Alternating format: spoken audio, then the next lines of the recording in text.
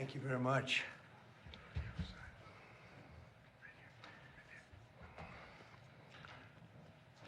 Thank you very much. This is a very big day for a lot of reasons, but this gentleman is a very unique man. I think I could say in the world of chips, certainly, but in the world pretty much of business, nobody's done what he's done.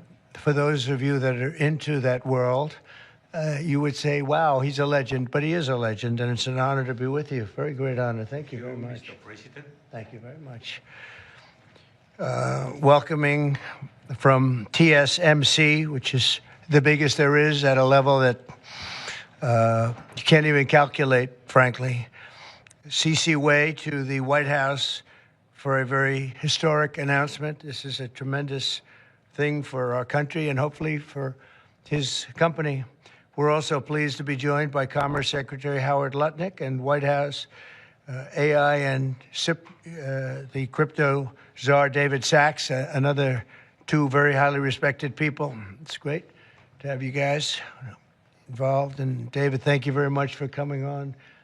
David is sort of the king of intellect in that world. We have some good people. Today, Taiwan Semiconductor is announcing that they will be investing at least $100 billion in new capital in the United States over the next short period of time to build state-of-the-art semiconductor manufacturing facilities. I think mostly it's going to be in Arizona, which is what I understand, which is a great state. I like it because I won it, but I won most of them, actually. But we won it, and we won it big. The most powerful AI chips in the world will be made right here in America, and it'll be a big percentage of the chips made by his company. But as you know, they're based mostly in Taiwan, and they're far and away the biggest. There's nobody even close. This $100 billion in new investment will go into building 5 cutting-edge fabrication facilities in the great state that we just discussed, Arizona, and will create thousands of jobs, many thousands of jobs, and they're high-paying jobs. In total, today's announcement brings Taiwan Semiconductor investments to about $165 billion. They've started already. Among the largest new foreign direct investments in the United States, Apple, as you know, made a big announcement last week of $500 billion, and we have some others that have announced. We have many that want to announce, but I don't have time to do all of these announcements, I tell you. But for you, I'm doing the announcement. Thank you. This will create hundreds of billions of dollars in economic activity and boost America's dominance in artificial intelligence and beyond. Semiconductors are the backbone of the 21st century economy, and really, without the semiconductors, there is no economy. Powering everything from AI to automobiles to advanced manufacturing. And we must be able to build the chips and semiconductors that we need right here in American factories with American skill and American labor. And that's exactly what we're doing. As you know, Taiwan pretty much has a monopoly on that market. And I think pretty much is not a term that's even appropriate. They do have a monopoly. And this is a tremendous move by the most powerful company in the world. It's a matter of economic security. It's also a matter of national security for us. And at the same time, Mr. Wei will be able to diversify and have his a tremendous presence in another place, and a very safe place. And I want to thank Taiwan Semiconductor for doing the announcement. And I'd like to ask Mr. Wei to say a few words, if you might. And I'd also like to ask Howard and David, you can say a couple of words, but maybe you should go first, because right now he's the most important man in the room. I'm sorry, fellas. Please. Thank you very much. Thank you, Great honor. Mr. President. Thank you. I'm a little bit nervous, so I have to pull out my piece of paper. Mr. President, Secretary Lutnick, and David, I didn't know that your title, but okay. First, I want to say thank you to Mr. President to give me this opportunity to announce our big project in the U.S. TSMC is the world's largest chip manufacturing funded by Dr. Morris Chang in 1987. It's now at the forefront of semiconductor technology, supporting AI advancement and industry growth. In fact, I would like to wind back the time that in 2020, we have to thank President Trump's vision and his support. So TSMC started the journey of establishing the advanced chip manufacturing in Arizona. And now, let me proudly say, now the vision become reality. In Phoenix, Arizona, with 3,000 employees, we are producing the most advanced chip made on U.S. soil. With the success of our first fab, so we are now very happy to announce we are going to invest additional $100 billion in addition to our current $65 billion investment in Arizona. We are going to build 3 more new fabs after we promised 3 fabs already, and another 2 very advanced packaging fab, and most important, R&D center also in Arizona. For this, all the investment, $165 billion, is going to create thousands of the high-paid jobs, as the president just announced. And we are, most important, actually, we are going to produce many AI chips. We are going to produce many chips to support the AI progress and to support the smartphones progress. And again, with that, I want to thank President Trump again for his support. In addition, I also want to thank my customers in the U.S., such as Apple, NVIDIA, AMD, Qualcomm, Broadcom. They all support TSMC's manufacturing in the U.S. Without their support, we probably cannot make it through. So again, I want to thank them. Also, I'd like to thank the TSMC's employee. Without their effort, we just cannot make it today. That's all I want to say, and thank you. Thank you. That's good. Thank you very much. Howard, please, David? Sure. Thank you. So I'm thrilled to be here today because President Trump has made it a fundamental objective to bring semiconductor chip manufacturing home to America.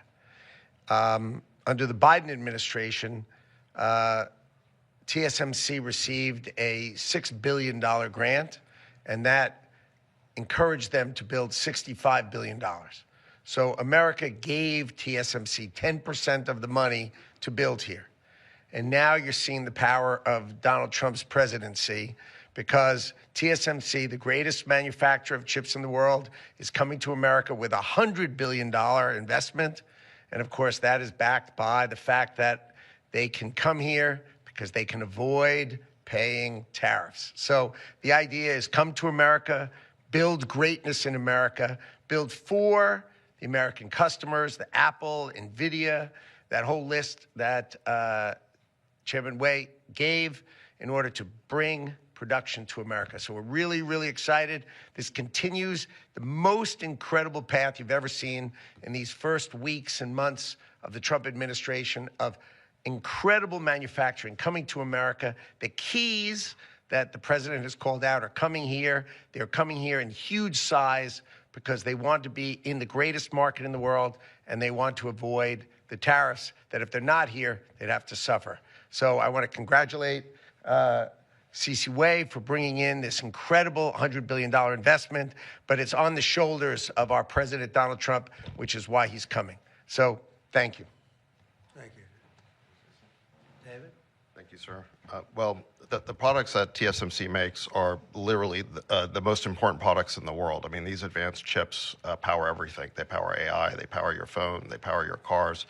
And without them, the whole modern economy would stop, but they're not made in the United States. So for TSMC to move here is a huge, huge development. And we owe that to President Trump's leadership on the economy and Secretary Lutnick as well. And Cece, thank you for coming here. Thank you. Yeah. Thank you, Dan. So thank you very much. A big percentage of chips with this investment will be made now, a big percentage. Worldwide, we had very little, almost none. We used to have a lot with Intel, but we had very little.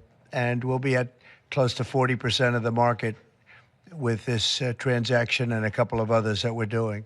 That's a tremendous leap, like a leap that nobody would have really said was possible. So I just want to thank you all for being here. If you want a couple of questions, ideally on this subject, yes. Please. Number of jobs that will be created. He said You're probably talking about 20, 25,000 jobs, but it'll get bigger and bigger with time. Knowing this gentleman, it'll get bigger and bigger. There'll be no stopping him.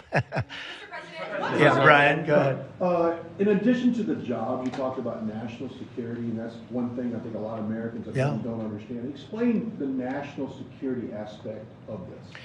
Well, without the chips and semiconductors, nothing runs today. You can't buy a car without them. You can't get a radio, a television, you can't get anything.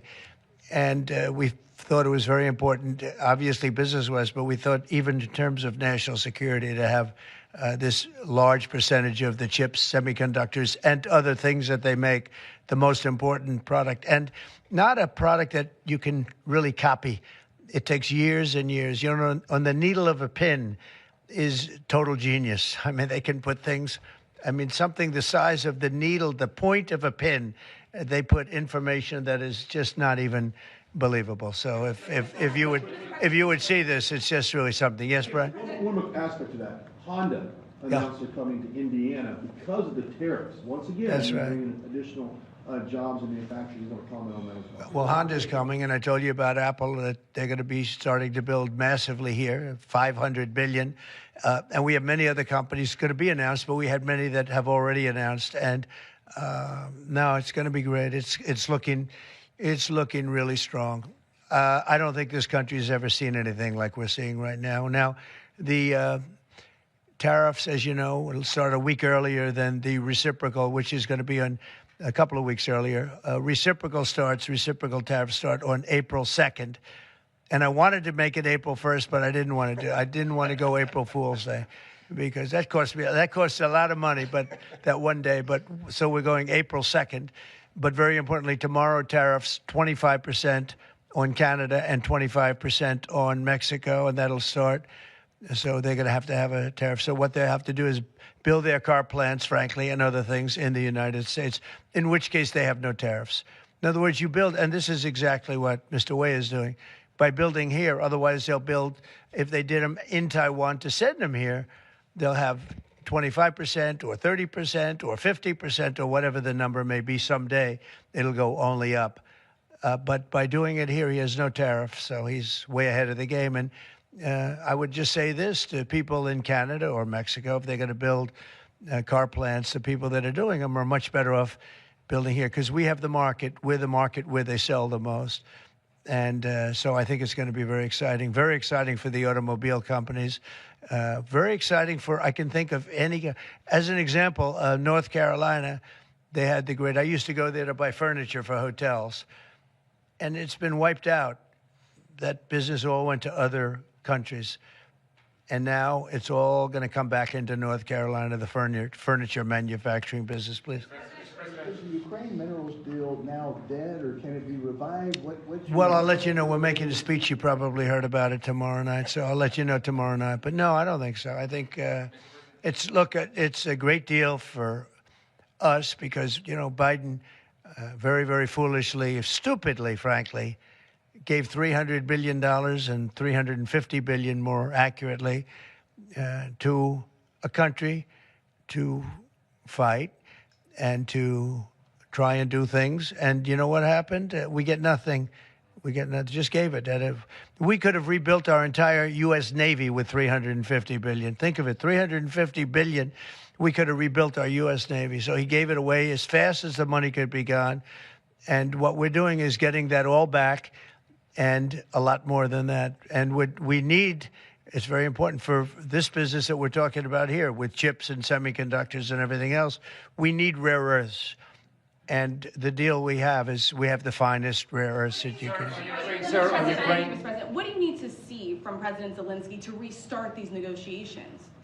Well, I just think he should be more appreciative because this country has stuck with them through thick and thin. We've given them much more than Europe, and Europe should have given more than us because, as you know, that's right there. That's the border. This country really was like the fence on the border. It was very important to Europe, and I'm not knocking Europe. I'm saying that they were a lot smarter than Joe Biden because Joe Biden didn't have a clue. He just gave money hand over fist. And they should have been able to equalize with us. In other words, if we gave $1, they should have given. Well, we gave $350 billion. They probably gave $100, but on top of it all, they get their money back because they're doing it in the form of a loan, and it's a secured loan. So when I saw that, which I've known about for a little while, I said it's time for us to be smart. At the same time, it's great for them because they get us in the country taking the rare earth, which is going to fuel this big engine, and especially the engine that we've in a very short time created. And we get something, and we're there. We have a presence there. With all of that being said, I want one thing to happen. I want all of those young people to stop being killed. They're being killed by the thousands every single week. Last week, 2,700 were killed. 2,700 young, in this case, just about all young boys from Ukraine and from Russia. And that's not young people from the United States, but it's on a human basis. I want to see it stop. The money is one thing, but the death. And they're losing thousands of soldiers a week. And that's not including the people that get killed every time a town goes down or a missile goes into a town. And I want to see it stop. Yes. Are you considering canceling military aid to Ukraine? And can we get a reaction to what the Kremlin just said, that your administration is bringing U.S. worldview in alignment with Moscow's? So this is a deal that should have never happened. This is a deal that would have never happened. And it didn't happen for 4 years. It didn't happen. It was never even close to happening. If I were president, it would not have happened. And October 7th would not have happened in Israel. And inflation wouldn't have happened. And Afghanistan, disastrous, the way they withdrew. Not the fact that they withdrew, but the way they withdrew would have never happened. And we would have had Bagram right now instead of China having it. It was 1 hour away from where China makes their nuclear weapons. We would have kept Bagram, with one of the biggest air bases in the world. All of these things happened, and it's a shame. But it is what it is, and now we're here. I want to see it end fast.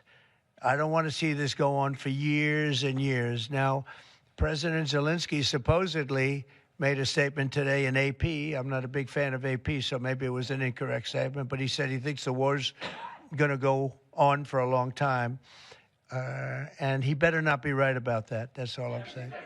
This project, could this minimize the impact of the U.S. with chips should China decide to isolate Taiwan or China decide to take Taiwan? Well, it's a very interesting point. It's a great question, actually, but this would certainly, I can't say minimize. That would be a catastrophic event, obviously, but it will at least give us a position where we have, in this very, very important business, we would have a very big part of it in the United States. So it would have a big impact if something should happen with Taiwan. Are you looking at relieving Russian sanctions if there is a peace deal? Well, we're going to make deals with everybody to get this war, including Europe and European nations. And they've acted very well. You know, they're good people. I know most of them are friends of mine, the heads of state, the heads of the various countries, prime ministers from the different. I got four prime ministers and 5 presidents called me over the last 2 days. And they want to work it out. They want to get it worked out. And I think they're also, you know, they're talking money, but the money is less important than the deaths. We're talking thousands of young people a week. And people would say, why do I care about Ukraine, young people? Why do I care about, and not all young, but they're pretty young. You know, Ukraine is running a little bit low. and they're getting older. They're recruiting older people. It's a very, very sad thing that's happening over there, and we want to get it finished. We want to stop the death. On the tariffs, is there any room left for Canada and Mexico to make a deal before midnight? And should we expect those Chinese tariffs, the extra 10%, to take No effect room tomorrow? left for Mexico or for Canada. No, the tariffs, they're all set. They go into effect tomorrow. Mr. President, just to follow up on my colleague's question. And just so you understand, vast amounts of fentanyl have poured into our country from Mexico. And as you know, also from China, where it goes to Mexico and goes to Canada. And China also had an additional 10, so it's 10 plus 10.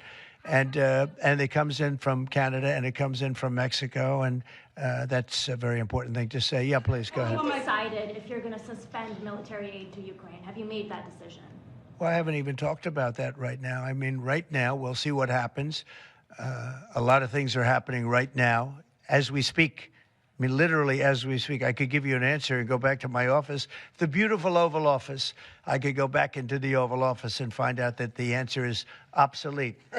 It's like his business. It's obsolete. You come up with a new chip and it's obsolete about 2 minutes later, right? But that's what's good about his business. That's why he's the only one that's successful in it. But To follow up my colleague's question from Russia saying that your foreign policy is largely in line with their vision, should that be concerning to Americans? said what? Should that be concerning to Americans? Read the statement. That Russia says that your administration's foreign policy is, quote, largely in line with their vision. Well, I'll tell you what, I think it takes two to tango, and you're going to have to make a deal with Russia, and you're going to have to make a deal with Ukraine. You're going to have the assent, and you're going to have the consent from the European nations, because I think that's important, and from us. I think everybody has to get into a room, so to speak, and we have to make a deal. And the deal can be made very fast. It should not be that hard a deal to make. It could be made very fast. Now, maybe somebody doesn't want to make a deal. And if somebody doesn't want to make a deal, I think that person won't be around very long. That person will not be listened to very long because I believe that Russia wants to make a deal. I believe certainly the people of Ukraine want to make a deal. They've suffered more than anybody else. We talk about suffering. They've suffered. But if you think about it, under President Bush, they got Georgia, right? Russia got Georgia. Under President Obama, they got a nice big submarine base, a nice big chunk of land where they have their submarines. You know that, right? Crimea. Under President Trump, they got nothing. And under President Biden, they tried to get the whole thing. They tried to get the whole big Ukraine, the whole thing. If I didn't get in here, they would have gotten the whole thing. So I can only say, you can go back to Bush, you can go back to Obama, and go back to Biden. They took a lot. The only one they didn't get, you know what I gave them? I gave them anti-tank missiles. That's what I gave them. I gave them sanctions on Russia. I gave them javelins. You know the javelins? You know when they took out all those tanks? You know the tanks were heading to Kiev by the hundreds, and they were unstoppable. And I gave them javelins. So, you know, I really, Putin is the one that will tell you this has not been so good for them. The fact is that I just want fairness. I want fairness. But think of it. I gave Russia nothing except grief. I gave them nothing. I gave them sanctions and javelins. That's what I gave them. Obama gave them sheets, and you heard that statement before. It's a very famous. Trump gave them javelins, and Obama gave them sheets, and then they say how close I am to Russia. And let me tell you, we have to make a deal because there are a lot of people being killed that shouldn't be killed. But remember, Trump gave them nothing, and the other presidents gave them a lot. They gave them everything. Mr. President, on trade, you met with Argentine President Javier Milei at CPAC. He wants to sign a free trade agreement with the United States. Is that something that you would consider even with Argentina? I'll consider anything. And Argentina, I think he's great, by the way. I think he's a great leader.